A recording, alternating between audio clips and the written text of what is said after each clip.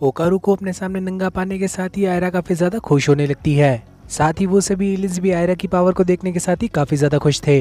जिस सभी के चलते वो एलियंस कहने लगते कि हम लोग तुम्हारा बनाना भी चुरा लेंगे। और उनमें से कुछ एलियन ओकारू और आयरा के ऊपर अटैक करने लगते हैं और ओकारू भी भागते हुए अपनी इज्जत बचाने लगता है। साथ ही ओकारू स्कूल के लॉकर के अंदर भी कपड़े ढूंढना शुरू कर देता है, लेकिन उसे वो कहीं पर नहीं मिलते। और तभी वहाँ पर वो बॉक्सिंग करने वाला एलियन आ जाता है, जिसके चलते आयरा उससे लड़ने लगती है। और तभी वो एलियन दीवार पर जोर से मुक्का मार देता है और ओकारू भी दीवार की जस्ट दूसरी साइड खड़ा हुआ था, जिस वजह से उस दीवार के खत्म होने के साथ ही ओकारू भी हवा में उड़ जाता है। लेकिन तभी आयरा उस एलियन को भी जोर की लात मार देती है, जिस वजह से अब वो सर्पो एलियन के ऊपर अटैक करने लगती है। लेकिन वो सर्पो एलियन आयरा को अपनी पावर से दबा देता है। और वो एलियन ये चीज जानकर काफी ज्यादा खुश था कि इस जगह पर काफी सारी सुपर पावर वाले लोग मौजूद है और अब तक वो बाकी के सर्पो एलियंस भी उड़ चुके थे। साथ ही आयरा ये भी नोटिस करती है कि उन एलियंस की स्पीड काफी ज्यादा अच्छी थी, लेकिन उन लोगों के अंदर ताकत काफी ज्यादा कम थी। और तभी उनमें से एक एलियन आयरा से कहने लगता है कि हम तुम्हारा बनाना भी ले लेंगे। लेकिन आयरा कहने लगती है कि उसे ऊपर वाले ने चुना है और वो इन लोगों से नहीं हारने वाली। लेकिन तभी वो बॉक्सर एलियन आयरा को जोर का पंच मार देता है, जिस सभी के चलते ओकारू आयरा को बचाने की कोशिश करने लगता है। लेकिन अपने टर्बो ग्रैनी वाले फॉर्म के अंदर भी वो नंगा ही था। लेकिन वो सभी एलियंस अपनी पावर का यूज करने के साथ ही ओकारू को फिर से नॉर्मल कर देते हैं, जिस सभी के चलते वो इन दोनों को दबाते हुए कहने लगते हैं कि वो इन दोनों का ही बनाना ले लेंगे। और जब भी ये तीनों एलियंस एक साथ होते हैं तो ये काफी ज्यादा पावरफुल जोन बना देते हैं, जिसके अंदर ट्रांसफॉर्म होना नामुमकिन है। साथ ही इसके अंदर कोई खड़ा भी नहीं हो सकता। लेकिन इसका ड्रॉबैक ये है कि ये लोग खुद भी इस जोन के अंदर एंटर नहीं कर सकते, जिस वजह से इन लोगों ने उस बॉक्सर एलियन को बुलाया था। और वो बॉक्सर एलियन इन लोगों को इतना मारेगा कि ये लोग हिल भी नहीं पाएंगे। और तभी वो एलियन ओकारू को काफी ज्यादा जोर से पंचेस मारने लगता है और आयरा को ओकारू के लिए काफी ज्यादा बुरा लग रहा था। लेकिन तभी ओकारू उस एलियन का मुक्का ही पकड़ लेता है। साथ ही ओकारू टर्बो ग्रैनी के अंदर ट्रांसफॉर्म होने के साथ ही उस एलियन को दूर फेंक देता है, जिस वजह से वो बाकी के एलियन सोचने लगते हैं कि आखिर ओकारू ने इन लोगों के जोन के अंदर ही ट्रांसफॉर्मेशन कैसे कर ली।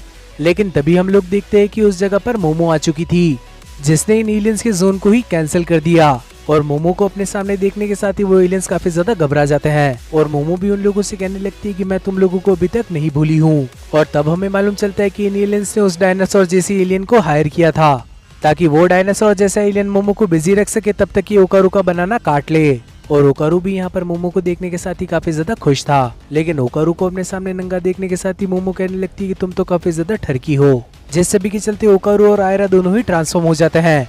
और आयरा मोमो से कहने लगती है कि मैं सिर्फ इस फाइट के अंदर ही तुम लोगों का साथ दूंगी।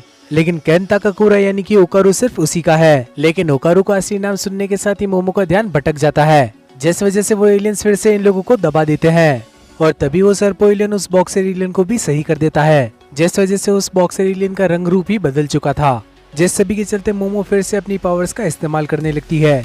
और वो आयरा से ओकारू का असली नाम कहने को मना करने लगती है। उन एलियंस का दबाने वाला जोन पूरी तरह से खत्म हो चुका था, जिस वजह से वो उस बॉक्सर एलियन को मोमो को रोकने को कहने लगते हैं। और तभी वो एलियन आयरा को छत के अंदर घुसा देता है और मोमो भी उसकी स्पीड देखने के साथ ही काफी ज्यादा हैरान थी। और यहाँ पर सिर्फ ओकारू को इस एलियन के पंचेस दिखाई दे रहे थे, जिस सभी के चलते ओकारू और आयरा एक साथ मिलने के साथ ही उस एलियन से लड़ाई करने लगते हैं। और तभी मोमो कहने लगती है कि ओकारू और आयरा काफी ज्यादा करीब है। लेकिन आयरा मोमो से कहने लगती है कि आखिर तुम्हें जलन क्यों हो रही है।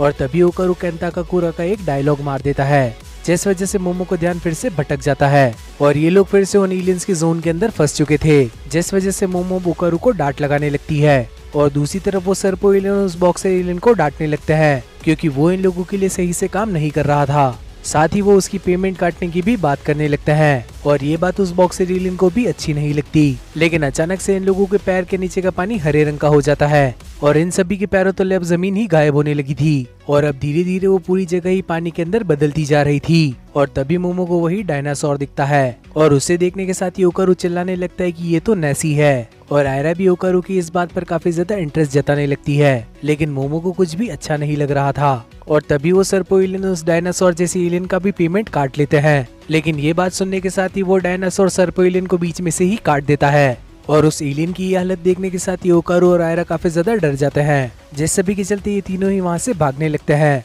लेकिन तभी वो बॉक्सिंग एलियन आयरा को पानी के अंदर ही डुबा देता है और उसके पंचेस पानी के अंदर और भी ज्यादा ताकतवर थे, यानी कि उसके अंदर मेंटिस जैसी पावर्स थी, जिसके बारे में मोमो ने आज ही अपनी क्लास के अंदर पढ़ा था, जिसके चलते वो एलियन कहने लगता है कि मैं पानी के अंदर और भी ज्यादा ताकतवर हो जाता हूँ। जिस सभी के चलते वो एलियन इन लोगों के ऊपर अटैक करने लगता है, लेकिन अचानक से उस एलियन को याद आता है कि वो पानी के अंदर सांस ही नहीं ले सकता। उस एलियन के मुंह के अंदर अब पानी भरने लगा था, जिस वजह से अब वो तैरते हुए ऊपर जाने लगता है। और तभी मोमो ओकारू से कहने लगती है कि तुम्हें टर्बो ग्रैनी की पावर का इस्तेमाल करना चाहिए, लेकिन ओकारू टर्बो ग्रैनी की पावर पानी के अंदर इस्तेमाल ही नहीं कर सकता। और तभी वो बॉक्सर एलियन फिर से पानी के अंदर धमाके करने लगता है और ओकारू और मोमो दोनों ही उससे दूर भागने लगते हैं। और तभी इन लोगों की नजर आयरा पर पड़ती है, जो कि ऊपर ही तैर रही थी। मोमो बताने लगती है कि वो अपनी पावर से आयरा को इन लोगों की तरफ खींच सकती है, लेकिन इस सब के बीच में वो बॉक्सर एलियन खड़ा था, जिस वजह से मोमो ओकारू से उसे डिस्ट्रैक्ट करने को कहने लगती है। लेकिन मोमो समझ चुकी थी कि ओकारू भी आयरा की ही तरह पिट जाएगा, जिस वजह से ये दोनों ही बहस करने लगते हैं। और तभी मोमो आयरा के साथ उसकी मेकआउट वाली बात छेड़ देती है और ओकारू उसे समझाने लगता है कि आखिर वहाँ पर क्या हुआ था। लेकिन तभी वो एलियन लोगों के ऊपर फिर से अटैक कर देता है और तभी मोमो एक प्लान बनाती है। वो ओकारू को अपनी पावर से पकड़ने के साथ ही आगे धकेलने लगती है, जिस वजह से वो ओकारू की सवारी कर पाएगी। और इस प्लान को यूज करने के साथ ही ये लोग उस एलियन से काफी ज्यादा दूर आ जाते हैं। साथ ही ये लोग अब आयरा को भी बचा लेते हैं और मोमो अपनी पावर का यूज करने के साथ ही आयरा को भी होश में ले आती है। और मोमो आयरा से अपने कपड़े उतारने को कहने लगती है, क्योंकि कपड़ों की वजह से इन लोगों की स्पीड काफी ज्यादा धीरे हो रही थी। और आयरा को ना चाहते हुए भी मोमो की ये बात माननी पड़ती है। और तभी वो बॉक्सर एलियन नोटिस करता है कि उस डायनासोर जैसे दिखने वाले एलियन ने सर्पो एलियंस की बैंड बजा दी थी। और तभी उसके सामने एक और सर्पो एलियन आ जाता है और तभी वो बॉक्सर एलियन उससे माफी मांगते हुए कहने लगते हैं कि मुझे माफ कर देना, मुझे बार बार सांस लेने के लिए ऊपर आना पड़ता है और तब तक दुश्मन मुझसे काफी ज्यादा दूर चला जाता है। और तभी वो सर्पो एलियन कहने लगता है कि अब हम तीनों को मर्ज हो जाना चाहिए। और दूसरी तरफ मोमो और आयरा दोनों ही ओकारू के ऊपर बैठ चुकी थी और पानी के अंदर वो तीनों एलियंस भी एक हो चुके थे और वो तीनों मर्ज होने के साथ ही एक काफी बड़ा एलियन बन चुके थे। और वो बड़ा एलियन इन तीनों के ऊपर लेजर बीम से अटैक कर देता है और उससे बचते हुए ये लोग पानी के बाहर आ जाते हैं। और तभी ये लोग नोटिस करते हैं कि अटैक करने के लिए उस एलियन को पानी को खींचना पड़ता है और अगर ये उसकी गर्दन तोड़ दे तो वो अटैक नहीं कर पाएगा।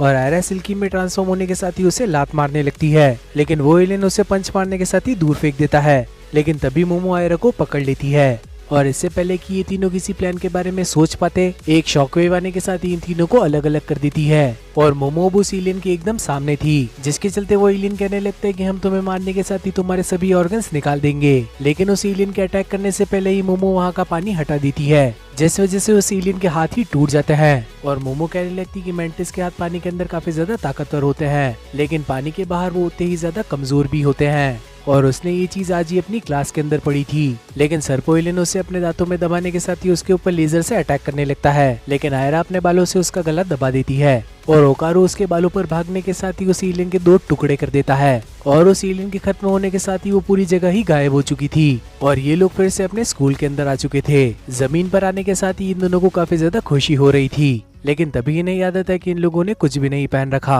और सभी स्टूडेंट इन दोनों को ऐसे देखने के साथ ही काफी ज्यादा बावरे हो जाते हैं, जिसके चलते ये सभी वहाँ से भागने लगते हैं। और सभी इन लोगों से पूछने लगते हैं कि आखिर इन लोगों ने कुछ भी क्यों नहीं पहना। और इसी चीज के चलते ये एपिसोड यहीं पर खत्म हो जाता है। तो आखिर आप लोगों को ये एपिसोड कैसा लगा ये कमेंट सेक्शन में बताना मत भूलना। साथ ही इस वीडियो को लाइक करने के साथ ही चैनल को भी सब्सक्राइब कर लेना और आखिर में नोटिफिकेशन बेल को ऑन करना मत भूलना, ताकि फ्यूचर में आने वाली वीडियोस की नोटिफिकेशन आप लोगों से मिस ना हो। तो अब मिलते हैं इसी टाइप की और किसी अमेजिंग वीडियो के अंदर, तब तक के लिए बाय एवरीवन।